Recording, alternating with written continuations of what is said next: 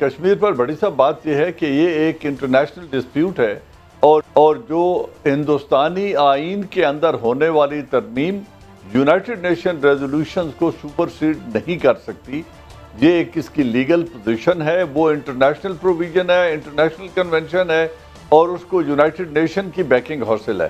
اور یہ جو اس کے اوپر ریزولوشنز ہیں وہ یونائٹڈ نیشن سیکیورٹی کونسل کے ہیں اور جنرل اسمبلی کے پاس کیے ہوئے ہیں، تو انڈین کانسٹیٹیوشن میں وہ سپرسیڈ نہیں ہو سکتے. تو پریزیڈنٹ جو بائیڈن کی جو یہ سٹیٹمنٹ ہے، نیچرلی وہ دنیا کے موسٹ پاورفل پریزیڈنٹ ہیں، مور ریسپانسبل آفس آکیوپائی کیا ہوا ہے انہوں نے، تو اس میں بیٹھ کے وہ اس کو ڈسپیوٹ کو صرف نظر نہیں کر سکتے اور وہ یہ نہیں کہہ سکتے قانوناً کہ یہ ڈسپیوٹڈ ٹیریٹری نہیں ہے. دیکھنا یہ ہے کہ کیا جو ملک یہ وائلیٹ کر رہا ہے وہ یونائٹڈ نیشن کا ممبر ہے، ان کا ایلائی ہے، کیا اس کے اوپر وہ ڈپلومیٹک پریشر آتا ہے، کیا ان کو اس آئین کو، یہ جو آئینی امینڈمنٹ ہے اس کو ریورس کرنے کے لیے کہا جاتا ہے. وہ جو یونیلیٹرلی سٹیٹس تبدیل کیا ہے، طرف تو جو بائیڈن جو ہیں ان کا جو پوری قوم کے سامنے اور انٹرنیشنل کمیونٹی کے سامنے ہیومن رائٹس کے اوپر جو سٹینڈ وہ ہمیشہ لیتے آئے ہیں، اور اب بھی انہوں نے اپنی الیکٹورل کیمپین میں بات کی تھی سعودیہ کے حوالے سے، چین کے حوالے سے، یمن اور سیریا کے حوالے سے.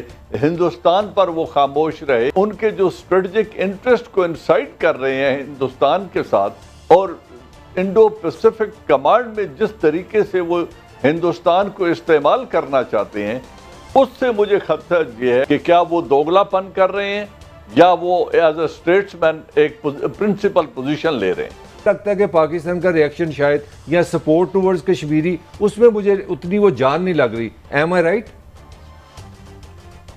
بالکل آپ کا کہنا درست ہے کہ جو پرائم منسٹر آف پاکستان نے جس ریزالو کا سپیچ کی تھی یونائٹڈ نیشن میں، اس کو آ کے پالیسی میں ٹرانسفارم نہیں کیا. اس وقت انہوں نے کہا تھا کہ اگر اٹھانی پڑی تو میں بندوق اٹھاؤں گا، کشمیریوں کو اگر دیوار کے ساتھ لگایا گیا تو وہ جنگ کریں گے.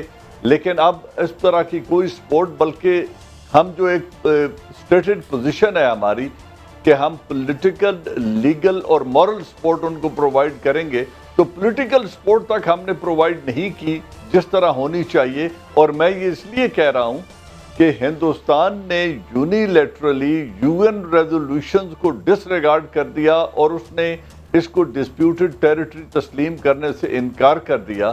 مگر ہم نے سملہ ایگریمنٹ کو اور لاہور ڈکلیریشن تک کو ہم نے نل اینڈ وائڈ قرار دے کر اسمبلی کے فورم پہ اسمبلی میں یہ نہیں کیا کہ یہ اب نل اینڈ وائڈ ہیں اور اب جو بات ہوگی وہ یونائٹڈ نیشن ریزولوشن کی روشنی میں ہوگی. بائی لیٹرلزم دفن ہو چکی ہے. اب یا ہم انٹرنیشنل سالیسی کو ایکسیپٹ کریں گے